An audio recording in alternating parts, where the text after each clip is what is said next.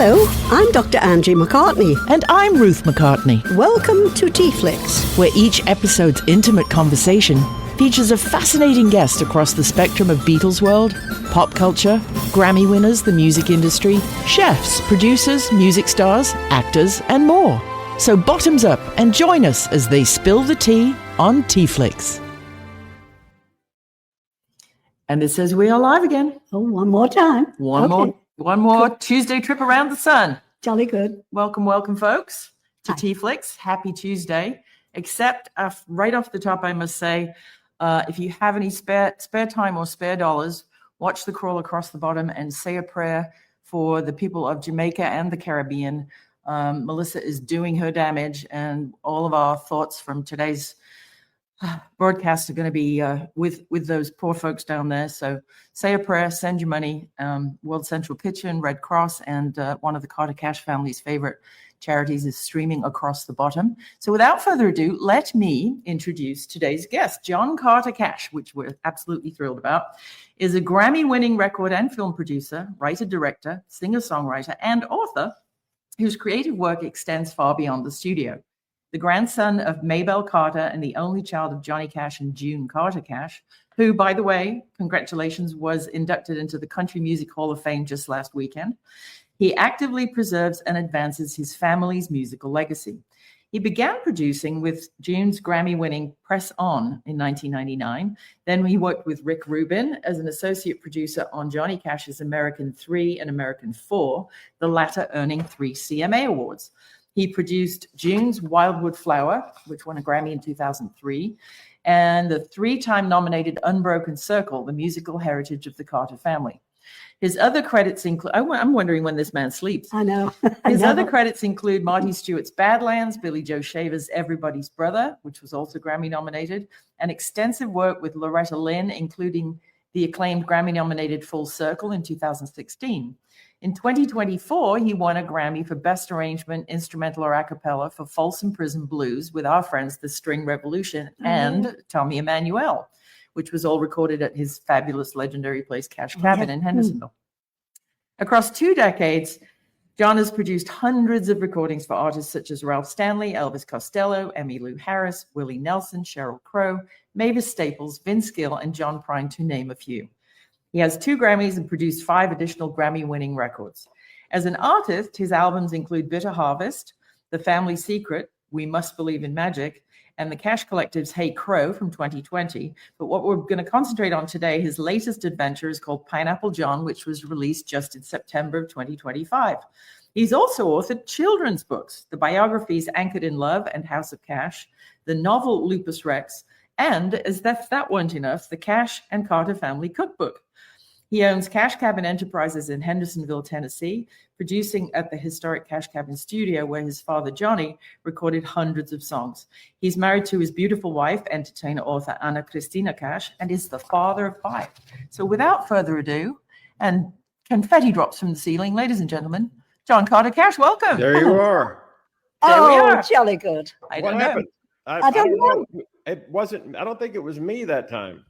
I think it was just the voodoo queen of New Orleans freezing the internet.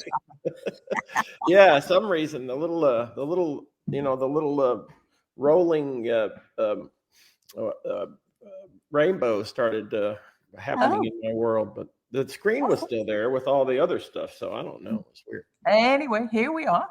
And we were just talking about your time down in Jamaica and asking people to pray and spend money. But starting back at the very beginning, I'll let Ange go first. Yes. So growing up as the only child of Johnny Cash and June Carter Cash, what's the most important lesson that you learned from your parents and about music and about life in general? Oh, it's pretty simple. I mean, just follow your heart and do what you love, and don't go down any other path. Just follow what's in your heart. And they never pushed me even to do music. They did. They put me on stage and they taught me a lot about music here and there, but they always wanted me to do what I loved in life. And that's really what it is. don't be afraid to pursue your dreams, but don't beat yourself up about it either. Just, and they were a little passive. Maybe they could have even been a little tougher sometimes, but they were very loving. And I think that was it. They supported what the dream was, whatever your dream was. And so that's really what they taught me. Well, it worked. It paid off. Well, my question, when I was doing my research over the weekend, I was wondering, did you ever think you wanted to be a veterinarian, given the fact you grew up on a sort of a personal zoo in Hendersonville? I mean, you grew up around buffalo, fallow deer, black buck, wild boars, and the infamous ostriches, including the violet walrus. Did you ever think of a career with animals, or was it just always music for you? Oh, I thought of all kinds of careers. Career as a fisherman, thought about, getting into scuba diving. Oh man, I've done all kinds of things. I've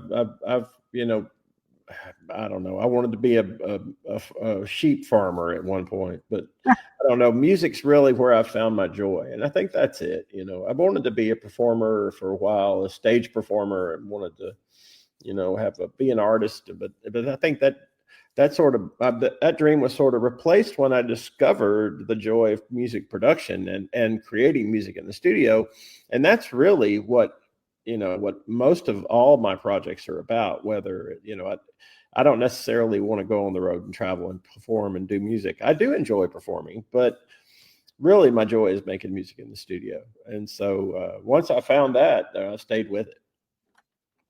Yeah.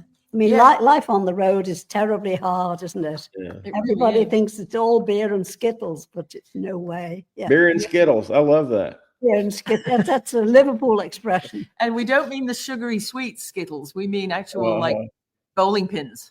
I thought you said bears first. I was bears and Skittles. I was like, well, that too, if you like. Back to the animals. We've had bears breaking in trash cans around here. It's been crazy. Oh no! Well, I guess so. That's California. Yeah, that's right. That's right. Yeah, that's so right. Well, but we didn't have buffalo and ostriches. That's for sure. Yeah, my dad had that dream of having that zoo, and so he put a 40-acre zoo across the street. He had black buck antelope and fallow deer and axis deer, rhea, emu, ostriches, buffalo, wild Russian boar. Had all these animals. It was crazy. Across the street from his house. Oh, that's my suggestion like too. John Cleese at his ranch up in Montecito. Yeah. John Cleese from Monty Python. He doesn't have boar, but he has ostriches and an apiary and an aviary and does he really? Wow. Llamas he loves. He's got llamas and all. Isn't that something? I didn't know that. Yeah, I love John Cleese. I absolutely adore John Cleese. 80-something birthday yesterday. Yeah. Oh, was it really? We built an original website years ago. Yeah. He's one of the funniest men alive. He is, sure. But he's also very serious. Oh, yeah. No, he's very educated. Yeah, he knows what's going on.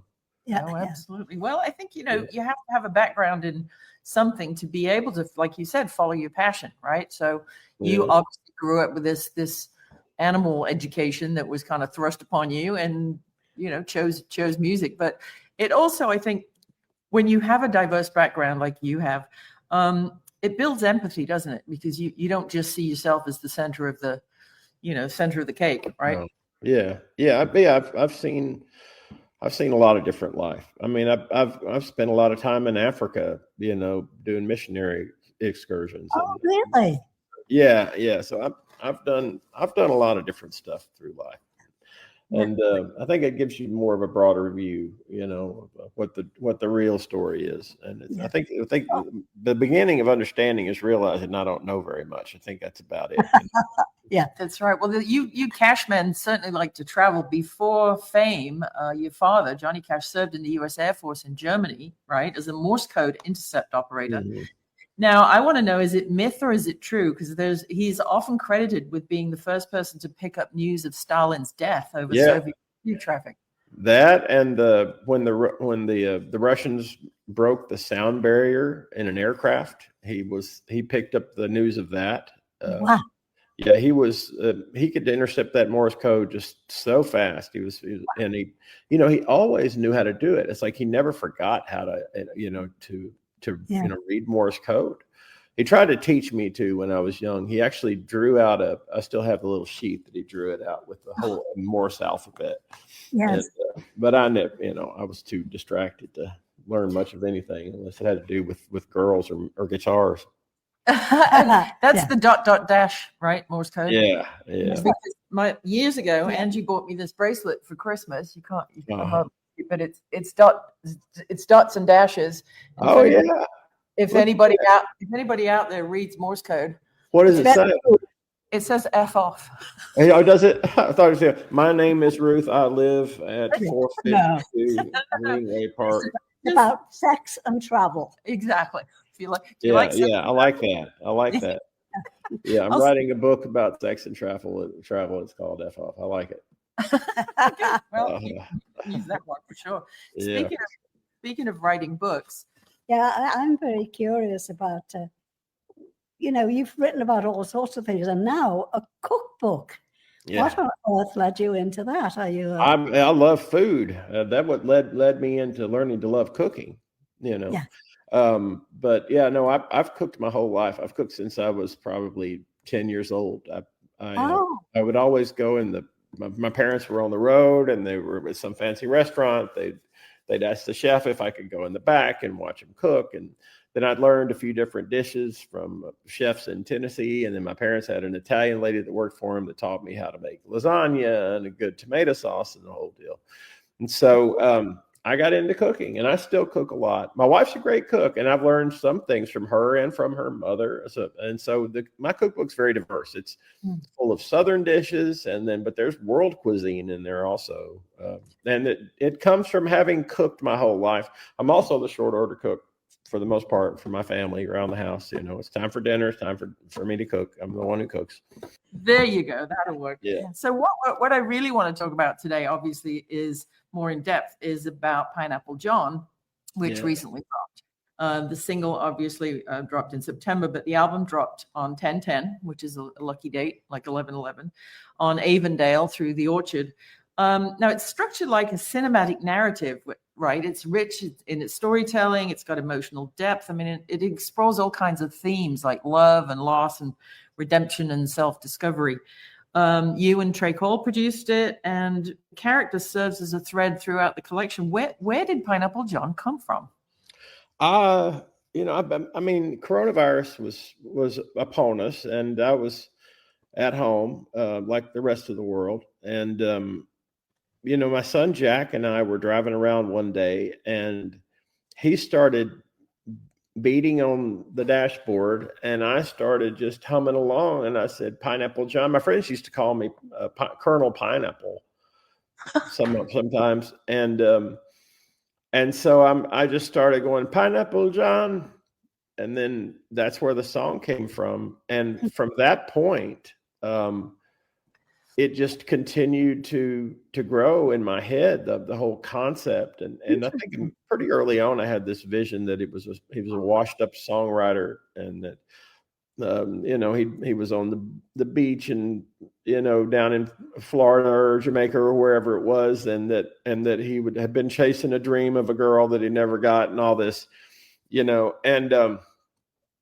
and I think there are parts of Pineapple John that are tied in with me, maybe some of it, but not really. I think he's even more washed up than I ever was. And I think he's a tragic character, but I think in the same time, he finds a lot of redemption on the path through the album. There's a lot of redemption that he stumbles upon. And then there's moments of confusion and moments of great clarity, in the album about equal measure. So, but yeah, I think we wrote most of the songs. I had an idea for most all of the songs, but I wanted to work with my friends as much as I could, as much as they were willing to come see me. And so I'd have one friend over at a time or whatever, and I would write the songs. And so over a period of about 3 or 4 weeks, all the songs were written. Wow, and then, and that was mostly done. And of course, we didn't, past 2 years that the album was done. So, even though we began some of the tracking back then, but yeah, it's been it's been a real journey. This album has been, and I think it's like, I think before my other records that I've put out before, it's like I go back and look at them now. I'm almost like, did you purposefully make this as diverse and as inaccessible as you did? Right. And I think maybe I did. I was like, no, I don't care. I'm going to make this so scattered and everything. And I don't care. And so my other records that I've done, they're not as cohesive. Rebellious. Yeah. Avant-garde. And I think Pineapple John is a cohesive work. It's a narrative. It tells a story without it being written. It's written in the melody and the movement of the music. So, Yeah, and I love the fact that kind of storytelling album is coming up. It's what I grew up on concept albums, right? My Really? husband, Mark. Yeah, my husband. I'm just joking. Yeah. I know. I'm sure you did. I did too. Really? Yeah. I mean, it's in our blood, right? Yeah, that's right. Kind of. Yeah. My husband Martin's been working 10 years now on his musical project Geist, and he's got a protagonist called Martin Cole, and it's the story of every man. It's the first album was Book of Mirrors, and then Book of Shadows, and now the guy goes through the shadows. Now he's working on Book of Light, and I love the fact that people like yourself and John Lomax, they're bringing back this narrative and this character that guides you through the music and the feelings and the lyrics, and it has a purpose. It has a beginning, middle, and end. It's like a musical book, right? When you actually link it all together, you feel like you know this character at the end of the record. Yeah, and it's I mean, to me, it just makes sense that there be more albums like this, and that people get back to sitting and listening to a whole album. I mean, we haven't given up movies, right? I mean, we can sit and watch a film for 3 hours and enjoy it, and becoming immersed in that other world. And so, to me, it's like listening to an album is the same thing. My 4-year-old son, James, loves record players. He's got 3 record players. He operates them himself. If he met you, the first thing he would say is, "Come here, let me show you my records." And he would bring you in, and he would show you his albums, and he would show you his different record players that he's so proud of. And he would pull out his record, and he will sit and listen. He loves Pineapple John. He likes side 3. For some reason, that's the side he wants to listen to over and over. But he'll sit and listen to a whole record all the way through, and he'll listen to the first side. I'll sit and watch him. "How you doing, James?" He was listening to my records. And he'll sit and listen to one side, and then he'll turn it over and fix the little thing and listen to it himself. If he can do that, then I think our short attention span world can put a little energy back into records and find such great joy in them. Yeah, I mean, it's it's the bite-sized pieces, isn't it? But it comes from the old days of the record company. They'd want to release an album because it was, $10, $12, but they'd have to put something out to radio, and radio would seldom play a whole record. So they made these things called singles, which then, unfortunately got us all hooked on the attention span theater thing. And then along came iTunes, and you didn't have to buy the whole record. You could just pay 99 cents and download one song. Yep. And then along came damn social media and TikTok and all of these. And that got us down to like 7 seconds, Oh, I know. It's absolutely horrible. I mean, And I think people are a lot smarter than folks give them credit for.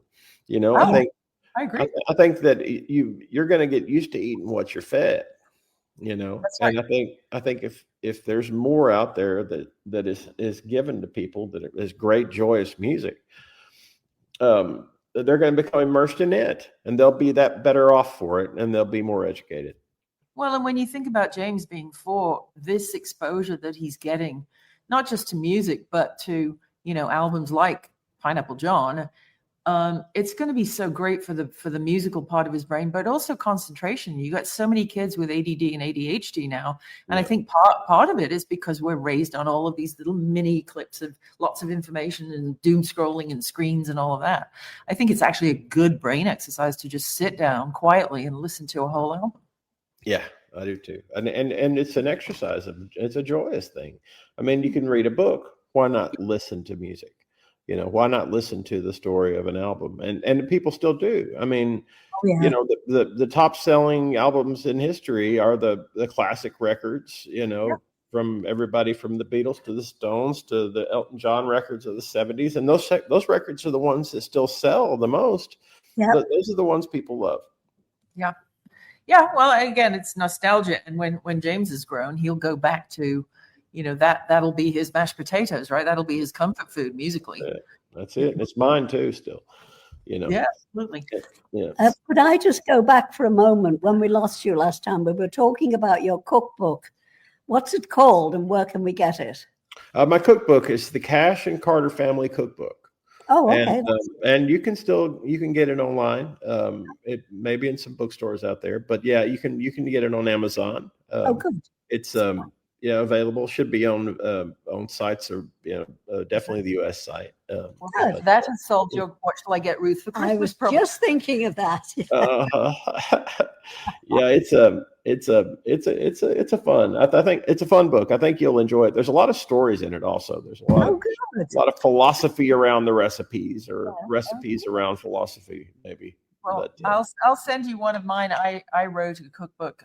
Angie has an organic tea company, and which is our. This time you froze, so I don't know what that is. Okay, I'm still talking. I didn't freeze on my end. That's very weird. Can anybody tell us when we're back? Yeah, tell us what. Yeah, tell this us time. This time. Okay. Yeah, this time you froze, so I don't know. Are you there? Yeah. You there? Yep. I'm still moving. I'm moving and shaking. Yeah. Okay. I'm nervous. Okay, I know, me too. So your cookbook. Yeah, I'll send you a copy of my cookbook. Angie has cool. a tea company, and I went and researched. It's mainly high tea, afternoon tea, but there are a lot of old Irish, Scottish, and English recipes from the 18th and 19th centuries that are disappearing. And favorites like Cranachan and Scouse and stuff like that. So I'll send one over to the studio, and maybe you'll leaf through that and cook something different. Yeah, is there a haggis recipe in there? There certainly is. There is. Yeah. You'll have to wear your kilt when you cook that. Yes, it's not yeah. Those things they're wild. I mean, they're out on the moors. They track them down. They, they hang them up in the barns over the winter. They age the haggis. Yeah, not for the faint of heart. No. What I was going to ask you, John, was when people hear your name, they're probably expecting to just hear straight up country music. But you've been quoted as saying you grew up with calypso and reggae. You were surrounded by it, and you actually played it when you were in Jamaica in your 20s. It's not foreign to you at all, is it? Are people surprised by that? Yeah, it's not, or rock and roll for that matter. And I think, I never saw there being a limit as to what my musical tastes were going to be. I was really a hard rocker. I mean, that's what I loved the most when I was younger. That's all I listened to was rock and roll when I was in my teen years, in my early 20s. It was only later on that I really got more into country when I started studying it, and got into the Carter family and the country song and whatnot. But I've always had a very diverse palette, and I was in Jamaica. I'd spend hours a day listening to the calypso bands down, and learning the songs, listening to the music. And so there's a few on the album. There's three. There's a couple of covers on the album, but then I did Jamaica Farewell, and then I did one of my favorites, which is the Shame and Scandal. That music has meant a lot to me. And my dad also, my father taught me, Jamaica Farewell. I knew it from him before I knew it from Harry Belafonte. Wow. So wow, too bad we didn't have iPhones and video cameras back in those days to capture all of that. I know there is some footage of Dad from back then, home video footage, but not a lot. So.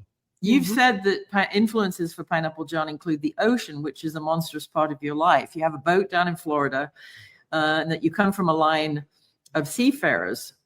It's in your blood. So when one thinks of landlocked Tennessee, ocean breezes don't immediately spring to mind. Are you channeling your inner Jimmy Buffett when you're down there? Or? Oh no, yeah. I did listen to some Jimmy Buffett growing up, but I think this album's not really. Maybe it is got some Jimmy Buffett influence. Some of the more fun stuff. I don't think, but it's as directly as influenced by Jimmy Buffett's records, though. It's more influenced by like like the Rolling Stones. I mean, excuse me, by not the Rolling Stones for sure, but more influenced by like Pink Floyd, and then there, you know, and then the Calypso stuff and Harry Belafonte, and then and Elton John. You know, there's a lot of influence by those types of, you know, artists in there. So. Angie was the first person to apprise my dear stepbrother Paul of Elton John. She'd seen him on something or heard him on the radio. I'd heard him on the radio. And Paul came to stay with his dad and I at one time. And he said, who are you listening to, Ange? And I said, well, there's a new guy on the radio called Elton John. He's got a song called Your Song. And he said, write that down, I'll have a listen.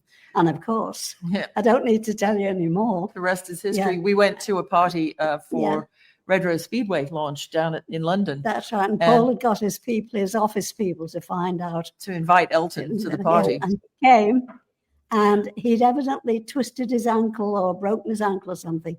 And he was walking with a silver-topped cane, I'll always remember. He looked like a sort of Regency dandy. He had a shirt with a cravat, not a ruffle, a jabot, they called them. It was a frilly thing. Yeah. And a velvet jacket. Right. He was very shy. I always remember him going to the far end of the room and sitting because he didn't know anybody. But sure did. Sure does now. It was a hell of a jam session at the end of the night, though. You had Alice Cooper got up and sang with David Essex played guitar. Wow. Can't remember who was on drums. Elton was on the piano, of course. And Paul and Linda, and I was banging the tambourine. It was quite a fun night. Wow, isn't that great? What I'd give to be a fly on the wall. There's a few of those things in my life I look back on now. You know, you never have a camera with you. That's just like a Yeah. Well, you almost don't. It's like when you hang it, when you're just around folks that are making music and they just happen to be very famous, you don't necessarily want to bother them or shove a camera in their face because you're family, right? You know, it's not what you do. Paul and Linda went to Nashville in 1972, and they did, you know, some stuff there. Junior's Farm being one of them. Yep. And I know it was. It's very strange that there's a weird connection between us. Your grandmother, Maybelle, because of her stance with the Carter sisters. So for people who don't know, Chet Atkins is, you know, a genius. Was genius, and back in the studio days. And all of the session players in Nashville were evidently kind of scared of him. They'd heard of him, and nobody wanted him to come to town because they knew he was going to take all the jobs. Yep. But it was John's grandma, Maybelle, when the Grand Ole Opry wanted the Carter sisters, she said, well, you only get the Carter sisters if we can bring our guitar player, Chet Atkins. So, you know, she opened that door for him, didn't she? Yeah, she did. And, you know, of course, we're afraid he was going to come to town and take over. And but he was such a kind and gentle guy. But that's exactly what he did. He came to town and took over. Right. And country music became what it is now because of Chet. You know, so. Yeah. And we got a phone call one night. I was about 12 years old in Liverpool. Phone rang 2:00 in the morning, and it was Paul and Linda from Nashville. And they were in the studio, and my dad had written a song in 1918, the one and only song he ever wrote, called Walking in the Park with Eloise. It was a ragtime sort of jazz instrumental. And Paul, on the fly, just decided he wanted to record it with Chet Atkins and Floyd Kramer. Wow. And so he rang, and Ange got my dad out of bed, didn't you? Took him down to the piano because Paul couldn't remember the middle 8 bars. That's right. Yeah. Wow. So Jim played it, and eventually it turned out to be a single which they recorded and put out as the Country Hams. Yep. Oh, yeah. But Chet Atkins wouldn't have been Chet Atkins to be able to play on the one and only song my father wrote in 1918 if your grandmother hadn't opened the door for him. Wow. Yeah, wow. and in more recent times, that song got used in a in a movie called Ethel and Ernest, wasn't it? Yep. Oh, my goodness. That's great. That's a great story. We went to the Palm Springs Film Festival to see it. I wore my dad's overcoat, and I've still got the ticket in the pocket. And when the characters Ethel and Ernest, it's an animated feature. When they walk into the theater on their first date, on the right there's a little Easter egg poster, and it says, "Tonight, one night only, Jim Mack's band," and that was the name of my father's jazz band. Isn't that something? That's crazy. Yeah. I know, and then they play the song as featured, but with Chet and Paul and Linda and Floyd. Yeah. But and you know, there's that weird connection that we've never met in person, but your grandma helped my dad You Isn't know, that something? have a Yeah. fantastic player on his record, his one and only song. Yeah. Yeah. My grandmother, she, of course, Chet Atkins playing really became what it was because of my grandmother. I mean, Yeah. she was such a broad-reaching musician. I mean, she touched so many people in so many different walks of musicianship. That's great. You know, I mean, like, you know, I mean, Jerry Garcia lists her as being a great influence, and then, I mean, just from all different walks of musicianship. You know, she influenced so many people, and she was a very humble mountain woman, but she was also, you know, groundbreaking. She was really the person that defined, like, but turned the guitar into a melody instrument. You know, Yes. that gave her really the first person that had the idea of like, oh, I could play the melody on this instrument, right? Instead in of just those strumming days, along, yeah, right? It was in just a those days, rhythm. it must have been so difficult for women to make their way in the music business. Yeah. You know, it just wasn't a woman thing to do. Yeah, I know.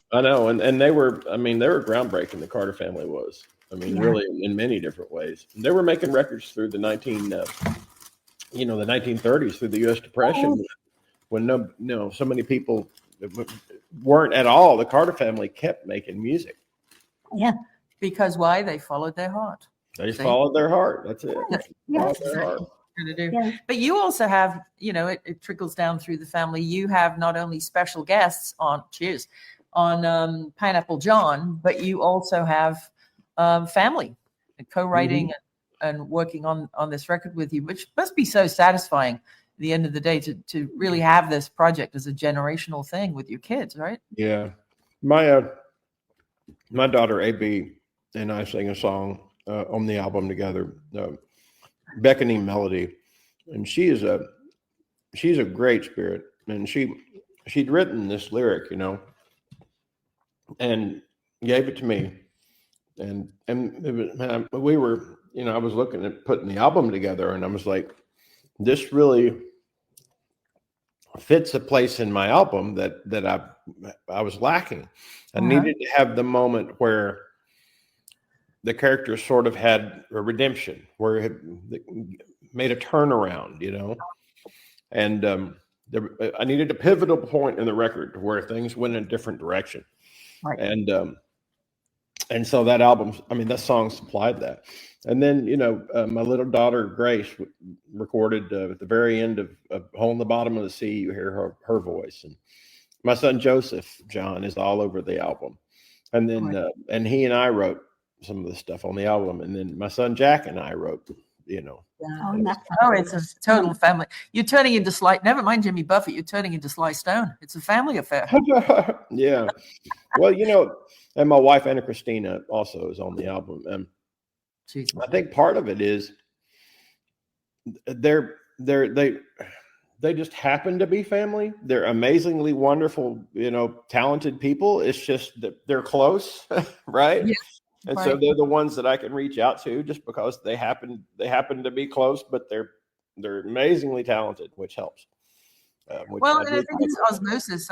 When we had our chat about the String Revolution and last year's Grammy Folsom Prison Blues, and then this year's entry America from the musical, you know, when you're privileged enough to get to record at your studio at Cash Cabin, that all of that magic is kind of seeped into the walls and the wood and the carpet, and I think it's just part of the environment too, isn't it? When you're in that space, you're in a headspace too. Yeah. And it's an ingredient, right? I often equate music and cooking because, you know, it's all about the ingredients and how you layer them and how you put them together.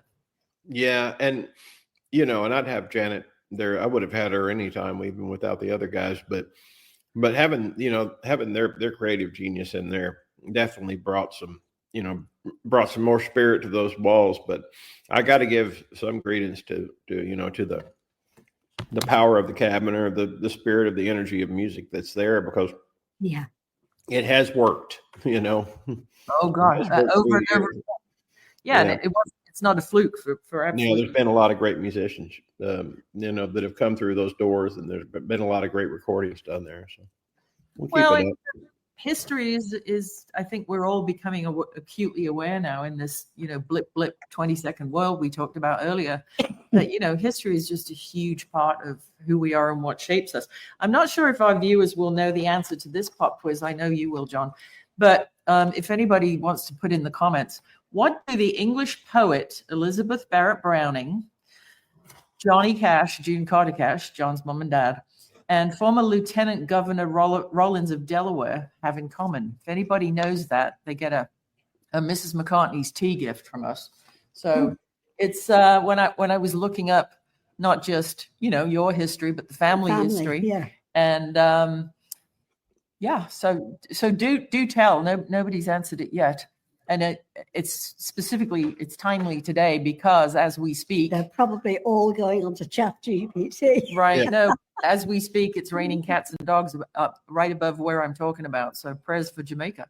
Yeah, they've all of those folks were owners or had lived in the house in Cinnamon Hill in Jamaica. Right. Yep, that was belonged to my parents for years and years. And then the Rollinses owned it. Your parents bought it. Then the Rollins clan brought it back, right? Mm-hmm. Yep. And my parents had it. That bought it. My dad bought it from John Rollins in the early 1970s. And then when my parents passed away, we couldn't keep it up. It would have been too. Oh. Right. But anyway, the Rollins family bought it back, and they what's amazing is they've kept it exactly like it was. Oh, The You were there pictures are recently? still on the wall. The furniture. how nice. You were there recently, right? Yeah, you're dancing again. You're going in and out again. Oh. But anyway, the house is exactly the same as it was, and so they've honored that and left it the same. Yeah, it's That's really something well, else. Let's, And I would say it was a few weeks ago. I was just down there. I'm just Oh. praying. I'm praying for Jamaica right now because this is an unprecedented storm. I mean, there's not been a storm in the history of Jamaica this strong, and right now is when it's happening. So I know. it's very At much least- on my mind. I know. And if you're viewing this back, across the ticker at the bottom are a couple places where you can help. There's a Carter Cash family favorite charity that certainly will. The SOS Children's Village is just down the road from where my parents' house was, and my parents would always bring shoes to those that orphanage, and so I know that there's those children there are afraid, and there's no infrastructure. I just read something about how it is in Jamaica right now. There's no infrastructure that can survive a Category 5 in Jamaica. Wow. So it's very scary for the It is. people there. Well, Storm surge, also some people along the coast, and I just my heart goes out to the people of Jamaica today because I've got dear friends there. of course. Well, it's part of your formative years and your childhood. And so for those of you who don't know, Cinnamon Hill is up on the north coast on the west end of the island, close to Montego Bay and Negril, right? Yeah, it's east of Montego Bay, just about 5 miles east of Mo Bay. It's just right there. And but yeah, I spent a lot of time growing up there, and just it's going to be a lot of folks lose their homes, a lot of devastation in Jamaica. Yeah. Well, praying for them, and anybody who's watching this, there across the bottom, you can know how to help and where to help. And speaking of how to, where can people find you and Pineapple John? If you go to johncartercash.com, you can find the album Pineapple John. I am signing every album that I sell off my website. Great. And so I just signed a bunch of them the other day, and I'm ready to keep signing. So if anybody wants to buy a Pineapple John album from my website, I will sign it. They're also available on Amazon. They're available online. They're available on at record stores. Of course. And of course, you can also download it on Spotify or iTunes, Amazon, all that. Yeah, and I've not put out a whole lot of music myself in my life, but what I have put out, I'm very attached to with my heart. So I hope you guys and out there listening, once you do listen to Pineapple John, I hope you enjoy it. Yeah, I just absolutely love it. I've been listening to it all weekend while I was getting ready for this interview. And again, I just love the fact that you've created this character and got back to the narrative so that we can just, as grown-ups, sit and listen to the whole dang thing. And it's continuity. It makes sense. Yeah, cool. Well, It's good. absolutely fantastic. So what you don't know, John, about this lady, she has a book out called Mrs. McCartney's Liverpool Limericks and Other Random Irish Haikus. I love it. I love it. Yeah, no, you mentioned this one I was on with the String Revolution.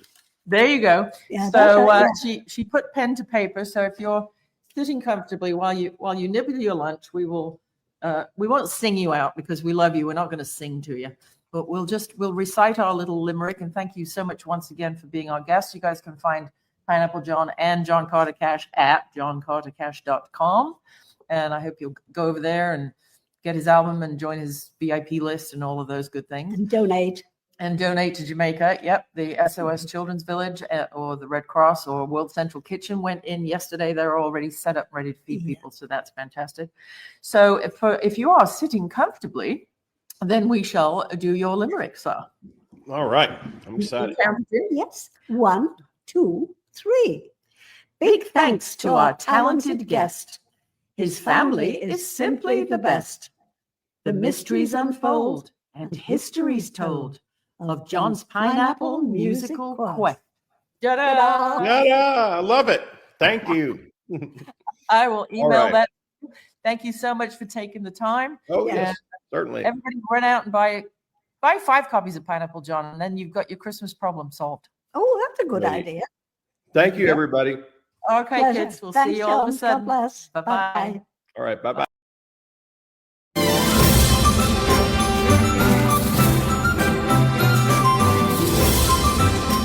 Thanks for tuning in to TeaFlix, and check out Dr. Angie's books, Organic Teas and CBD at mrsmccartneysteas.com. Toodle pip.